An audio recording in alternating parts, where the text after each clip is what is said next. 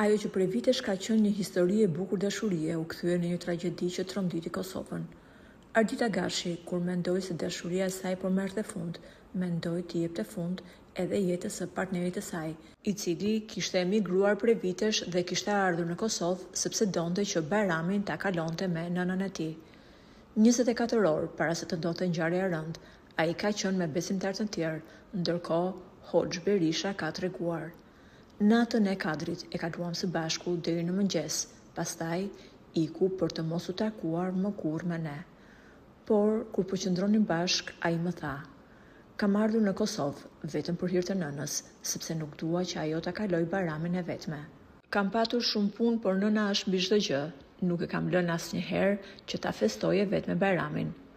Nënës duhet t'i mbushë shtëpinë, por edhe shpirtin."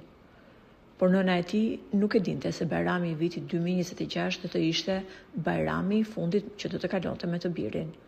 Lajmi se Iliasi ka humbur jetën ka tronditur thellësisht nënën e tij. Është dashur ndërhyrja mjekësore që ajo të përmendet.